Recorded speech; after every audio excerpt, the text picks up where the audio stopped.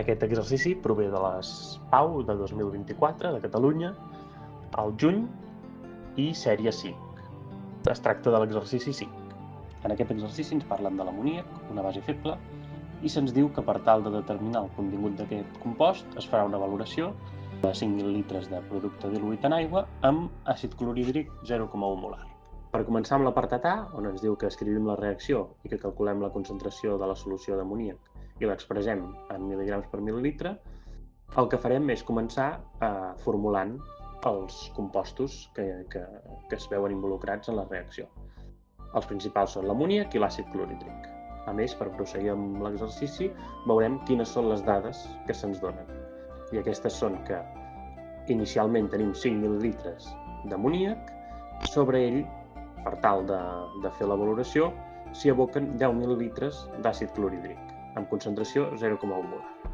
Per tant, d'aquesta manera ens queda la reacció. A la part de reactius, amoníac i àcid clorhídric, i a la part de productes, ioamoni i ioclor.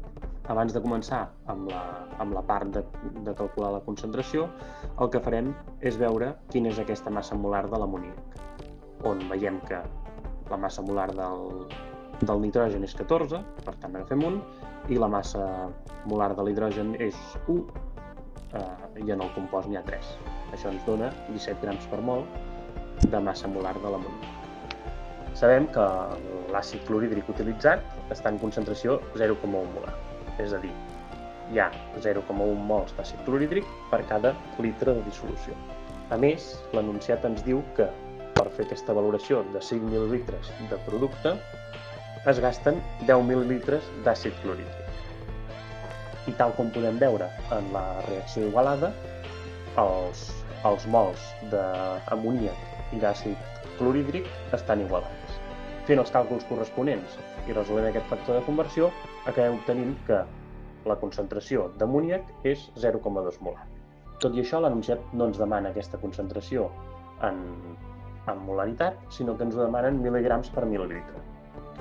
Per tal de fer això, utilitzarem la massa molar que hem calculat abans, de 17 grams per mol en el cas de l'amoníac, i tenint aquesta concentració 0,2 molar i fent els canvis d'unitats corresponents, acabem obtenint 3,4 mil·ligrams per mil·lilitre d'amoníac. Aquí no s'acaba per això l'apartat, perquè també ens demana que expliquem com realitzaríem al laboratori aquesta valoració i que indiquem tot el material i substàncies que utilitzaríem. Aquí teniu algunes il·lustracions, vigileu de no despistar-vos. A l'esquerra tenim el muntatge experimental i a la dreta tenim una animació que ens mostra com seria el procés. Els colors per això estan invertits en les dues exemplificacions. Per començar, el material que necessitaríem seria una bureta, peu i pinça per subjectar, una pipeta forada, un matràs Erlenmeyer i un indicador àcid-base, a més dels compostos que ja ens dona l'enunciat.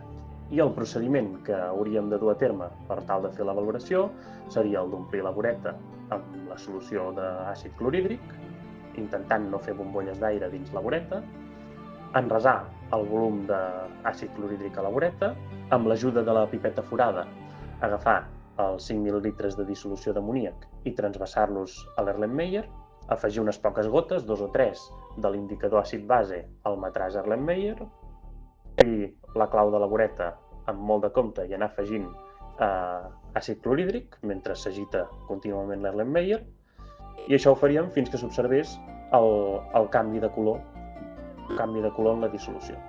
Just quan s'observa aquest canvi de color, un canvi de color que es mantingui en el temps, es tanca la clau de la bureta i s'anota el volum consumit d'àcid clorhídric. A l'apartat B ens diu que es mesura el pH de la solució final i és de 11,27, un pH bàsic, i que argumentem qualitativament si el pH en el punt d'equivalència és àcid, neutre o bàsic. Per començar, hem de tenir clar que el punt d'equivalència, en el cas d'una valoració, és el moment exacte en què hem afegit just la quantitat necessària de reactiu perquè reaccioni completament amb la substància que estem analitzant. Per tant, en el nostre cas, en el punt d'equivalència, s'ha afegit una quantitat d'àcid suficient perquè tot l'amoníac reaccioni, sense que s'obri cap part d'aquest àcid clorhídric. Per tant, si tot l'amoníac i tot l'àcid clorhídric ha reaccionat, només trobem ió clorur i ió amoni. L'anió amoni prové d'un àcid feble, l'amoníac. Per tant, pot donar una reacció d'hidròlisi en aigua. En canvi, el ió clorur, al provenir d'un àcid fort, com és l'àcid clorhídric, aquest es dissocia completament en aigua i no dona lloc a hidròlisi. Observem aquí la reacció d'hidròlisi, en el cas del ió amoni, en què veiem que cedeix un protó per tal de formar hidroni i amoníac en presència d'aigua. Per tant, tenint en compte aquesta reacció i que l'ió clorur no reacciona amb l'aigua, veiem que l'únic que hi haurà és presència de ió hidroni i, per tant, el pH en el punt d'equivalència serà àcid. L'últim que ens demana l'exercici és que raonem com hauria de ser aproximadament la corba de valoració i que la dibuixem. Hem d'indicar també on es trobaria el punt d'equivalència. Per tal de dibuixar la corba correctament, tot i que és similar a altres corbes de valoracions que haguem pogut veure, hem de tenir en compte algunes de les dades que ens diu l'exercici i algun dels càlculs que hem realitzat durant aquest. Per començar, el punt inicial sabem que és pH bàsic. Es diu aquí a l'enunciat, justament a l'apartat B, que és de 11,27. Per tant, tenim un primer punt que podem dibuixar en aquesta corba.